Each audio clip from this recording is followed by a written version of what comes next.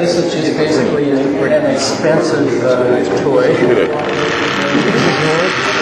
was a lot of hours. You know, if somebody wanted to come along and figure out that configurations and where you put magnets and whatnot, this thing's really nice. You can adjust it. There's these screws here you can adjust to make just about any orientation of the offset that you want. This is anodized aluminum. We had steel in here, and that was probably causing some eddy currents and stuff. So we replaced it with aluminum, anodized aluminum. It's just really, really tight. I mean, it's so sweet. Those are just little. What is that material? It's not copper. Brass. Yeah, it's aluminum too. Yeah, you will. The pins are brass. Now, what's it supposed to do? This one, we did get this one to sell. This is based on the Perendev.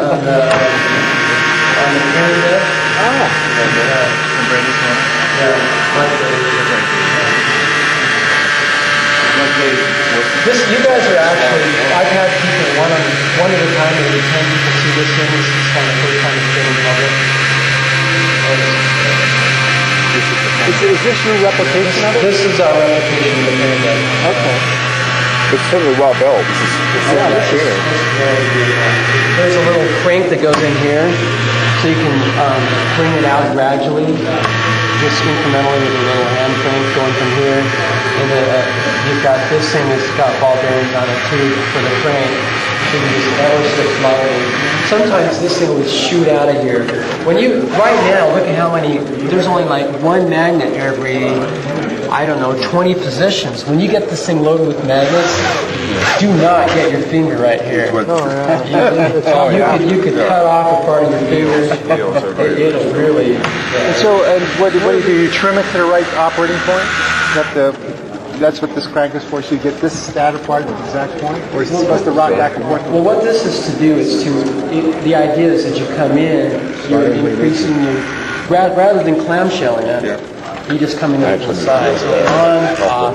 Get it later. So it's one thing that's oscillating back and forth? I didn't even know. No. There are several people who claim to have a working magnet. I know probably, I've had probably 5 people tell me of a definitive working magnet motor that is like going to market or, that work or the inventor melt it down or get something.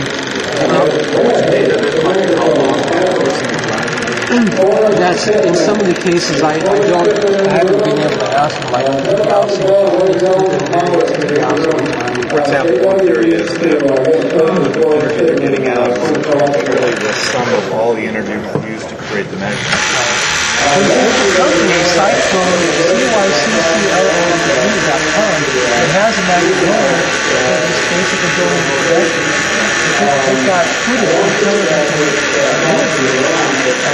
showing it's been running, and they say that they're confident lifestyle that's what's happening.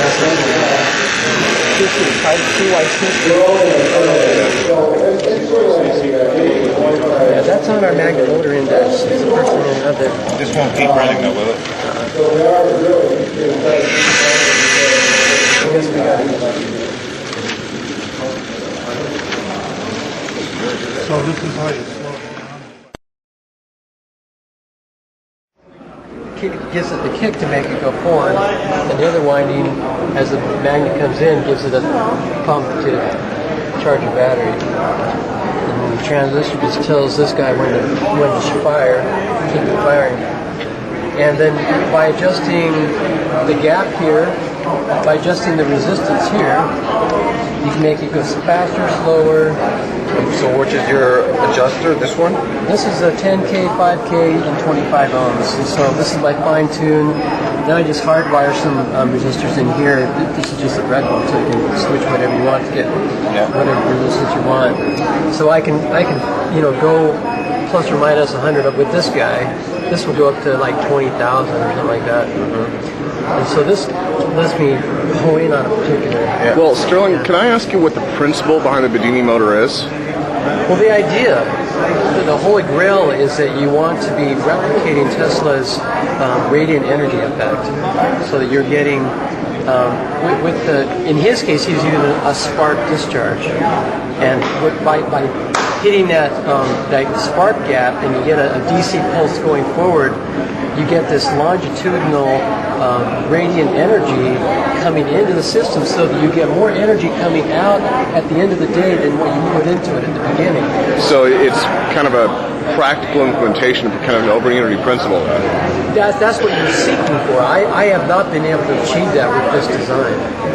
And we built this design with the idea that we were going to be able to build a really super simple device that people could prove that anyone could build. I could build it. My mother-in-law built it.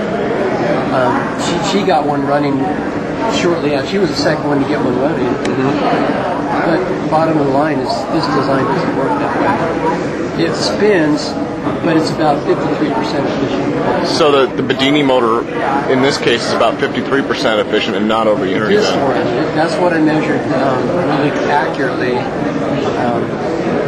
after 3 months of focused effort on this project. Absolutely. Tons of data, lots of different configurations. The wheel originally was larger, and the coil was half that size, smaller gauge. Our wires were longer and thinner. I tried tractor batteries. I tried. We had them in parallel, 2 6-volts in parallel, 2 in series. We had like 4 on the back end, 1 on the front end, 3 on the back end, 2 on the front end, rotating them through. And one day, for 4 days consecutive, we had this thing. The battery capacity went up for 4 days consecutive. We thought we had it, and it ended up it was an artifact of a long-term effect, and there was not more energy coming out of the system than we predicted. But there are some other people who have taken a variation of this and are claiming to get over unity. Well, still, it's definitely a From wonderful. this project, we started this project.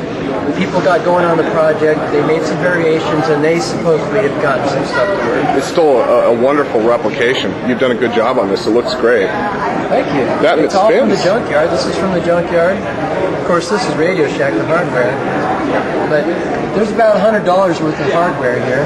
Is this a Bedini? Yeah.